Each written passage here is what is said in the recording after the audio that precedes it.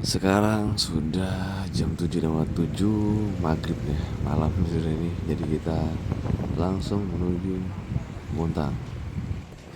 Dikarenakan situasi jalan mulai gerimis, ini teman-teman memutuskan untuk menepi sebentar. Dia memakai jas hujan. Jadi ini kita singgah sebentar di Alaya.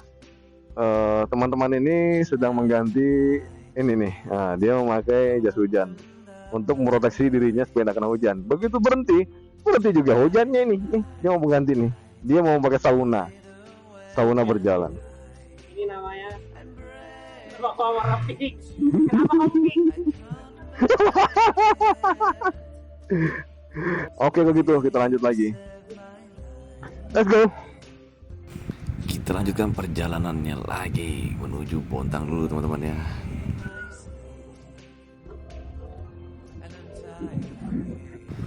Kita sempatkan dulu untuk pengisian bahan bakar di Poros Bontang untuk nyambung perjalanan ke arah Bontang dulu ini.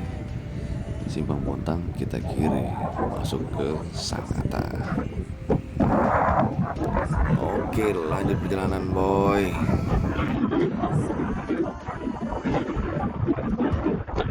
Aman. Aku ngerekam perjalanan di malam hari ini gelap.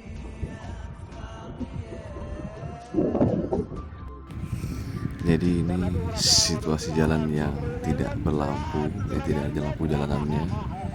Dan saya di sini menggunakan lampu pure, lampu dari Brookman ini sendiri tanpa menggunakan lampu tambahan. Ini lampunya ya lumayan lah untuk dipakai jalan jauh. Jadi udah cukup untuk menerangi jalanan yang memang kurang penerangan. Jadi tanpa upgrade pun kita sudah mampu untuk merasakan pencahayaan yang lumayan baik. Oke teman-teman, dilanjut lagi. Kita gas, let's go. Ya, kurang lebih sekitar jam 9 kita sampai di Indomaret Simpang Bontang Sangatta. Dan ini saya melakukan pengecasan handphone dulu karena memang HP-nya dipakai untuk rekam dan untuk Discord.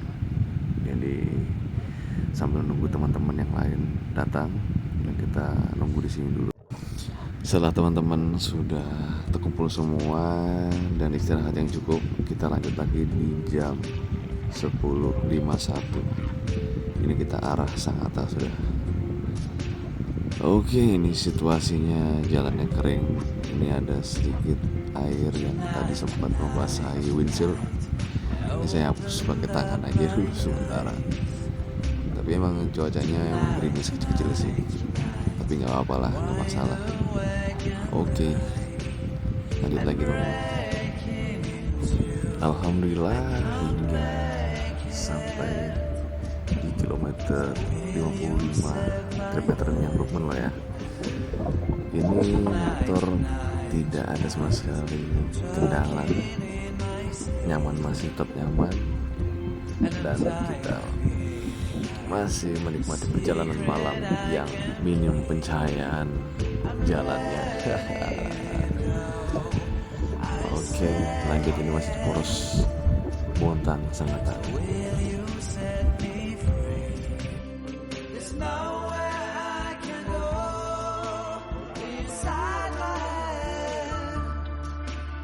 Dan di sini kita dihidangkan dengan trek yang tergenang banjir karena memang sempat hujan di sini.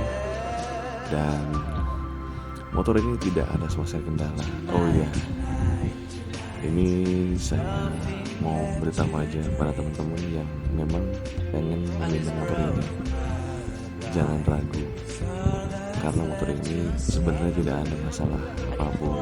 Kayak stang miring itu juga itu palingan cuma tinggal setel dikit aja, itu ada baut di dalam, tinggal dikendorin, setel kerataannya sama roda depan, udah kelar. Soal rembes yang di bagian gearbox itu sebetulnya bisa aja kita hilangkan rembesnya hanya dengan menyemprotkan kontak liner atau bensin, kita sambil kita usap-usap pakai sikat atau pakai lap, pakai kuas juga boleh. Itu akan hilang dengan sendirinya.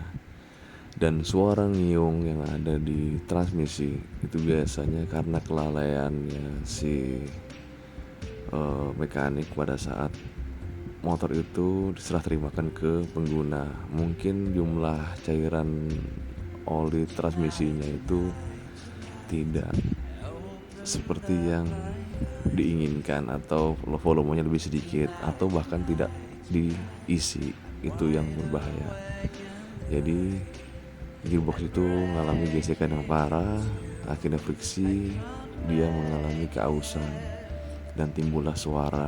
Jadi teman-teman yang memang sudah memilikinya, cobalah dicek, dan apabila belum memilikinya, sebelum menerima atau setelah terima, ya ditanyakan lagi kepada si deliverynya atau mekaniknya yang mengurus itu sebelum diterimakan ke kita. Oke teman-teman, jadi jangan takut ya. Jadi kalau soal kualitas unit Suzuki itu pasti oke lah. Tapi kalau soal desain ya tergantung masing-masing orang. Kalau saya sih tidak memikirkan desain, tidak mengutamakan desain. Saya mengutamakan adalah kualitas. Buat apa desain bagus tapi kualitasnya buruk? Oke, jadi tetap semangat teman-teman. Oke teman-teman, jadi ini perjalanan kita sudah di 291 km ya. Ini sudah dekat kota Sangatta. Konsumsi bahan bakar per liternya di 47,9 per liter. Jadi walaupun sudah menggunakan roller yang ringan, motornya tetap irit. Jadi oke lah untuk jalan jauh, mantap. Dan kita sudah memasuki wilayah Sangatta. Nah ini dia, udah mulai dekat jembatannya. Kita lewati jembatan kembar ini. Oke, lanjut teman-teman. Kita lagi sampai penginapan. Tapi sebelumnya kita makan dulu.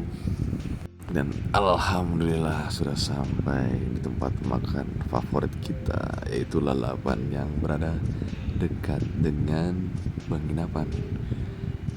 Kita parkir dulu motornya sambil nunggu teman yang tadi juga. Ini kita berdua saja ini yang sampai duluan ini. Yang lainnya belum sampai. Dulu. Kita udah sampai di Sangatta nih teman-teman ya. Tadi sudah sampai duluan nih. Ini sama yang sana itu udah duluan.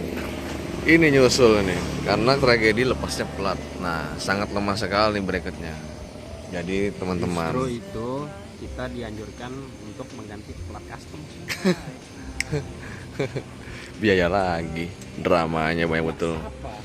Orang 5 tahun diganti juga nanti nih. Pakai pink nih, mantel pink. Kita makan nasi gorengnya sama abang Uus. Ini sudah sangat ini.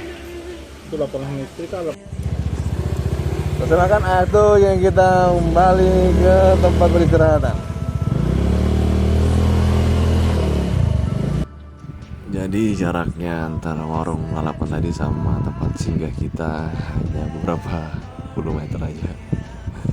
Memang kita mencari tempat makannya dekat sama penginapan aja, jadi gampang untuk ya misalnya sudah mulai mengantuk karena makan, tidak terlalu jauh-jauh untuk konsentrasi di atas kendaraan. Dan kita sampai di penginapan di jam 12.45 di kilometer 294 km dari Balikpapan ke Sangatta.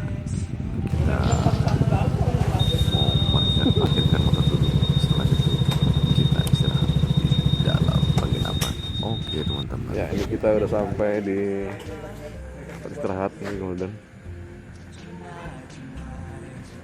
Kita parkir sini dulu kendaraannya.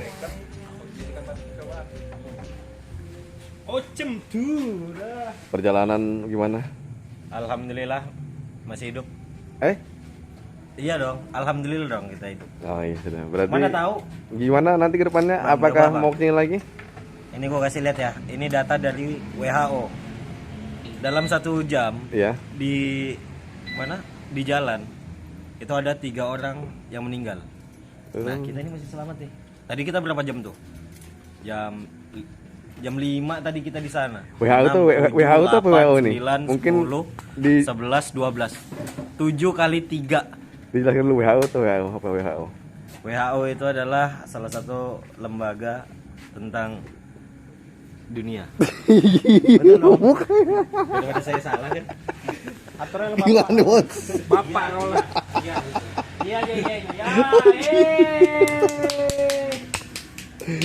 Ya. Jadi WHO juga punya data, Bang. Tentang kucing. Ada tuh.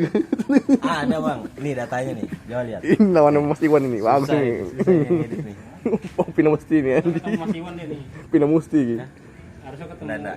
Aku bisa ngeluarin api loh, guys. Nah. Nah, api kan tuh nyala tuh orangnya tuh. Ini nyala.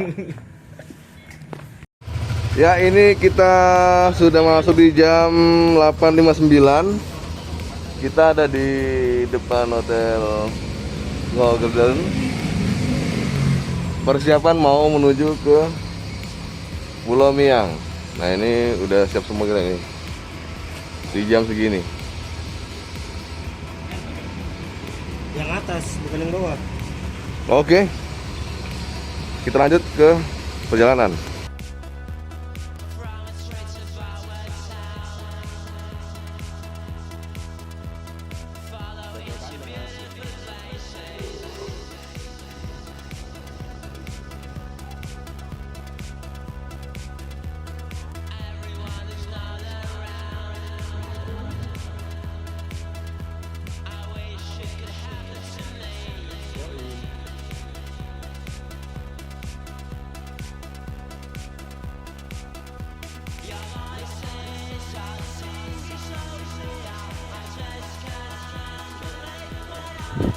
Jadi rutenya ini sama seperti rute menuju ke. Jadi di sini kita baru saja hidup melewati dari Sangatta. Kita tetap menuju ke melewati ya Sangatta, melewati jalan masuk ke Bengalon.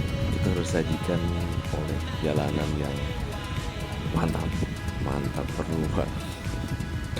Jadi emang jalur ini selalu digunakan untuk lalu lalangnya kendaraan banyak ya. Segala jenis kendaraan, mulai kendaraan gede yang besar. Di sini jalan porosnya untuk menuju ke Berau. Di Berau ke sini ke Berau lewat sini kebanyakan. Jadi ya seperti inilah kondisi jalannya. Untungnya saja kita menggunakan kendaraan yang tangguh. Jadi saya di sini memang sengaja untuk selalu memilih kendaraan unit dari produk ini, karena saya memang cari aman dan nyaman, bukan cari desain, bukan cari model, bukan cari apapun. Jadi saya cari nyaman dan aman. Jadi unit ini, merek ini, kita pada saat jalan jauh itu asal kita sudah mempersiapkan dia di awal, itu insya Allah tidak ada kendala apapun, karena memang kendaraannya dia padat, komponen dia padat, tidak mudah saya. Dan unit ini sudah saya sering bawa jalan jauh. Awal kali keluar kemarin saya langsung bawa ke Bilbidu, itu jarak treknya mungkin ada sekitar di PP di 1600 dari kapan lebih ya. Kalau sudah jalan sana mungkin ya 2000 masuk 2000 km, dan itu pun tidak ada kendala. Memang sih kendalanya pada saat itu saya tidak ada sama sekali yang merubah berat rollernya. Jadi roller itu masih keadaan standar, beratnya di 20 gram. Jadi pada saat tanjakan, kebetulan yang bawa motor ini adalah istri saya, dan saya menggunakan Bistrom, dan itu kelihatan deh pada saat tanjakan itu powernya loyo, yang pada saat lurus mau ke tanjak itu ancang-ancang masuk 70 80. Begitu tanjakan pertengahan selesai puncak dia udah turun drastis, bahkan sampai ke 40 ke bawah. Itu dia. Nah kalau ini kan dia semakin juga semakin naik.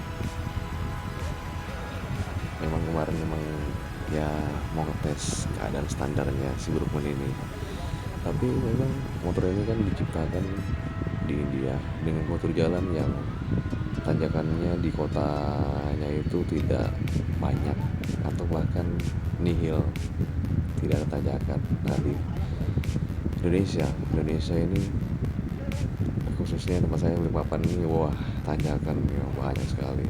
Di Kalimantan lah pokoknya tanjakannya sana sini, jadi wajar untuk merubah setelan roller dari yang ukuran 20 gram jadi kita turun ke bawah sesuai dengan ya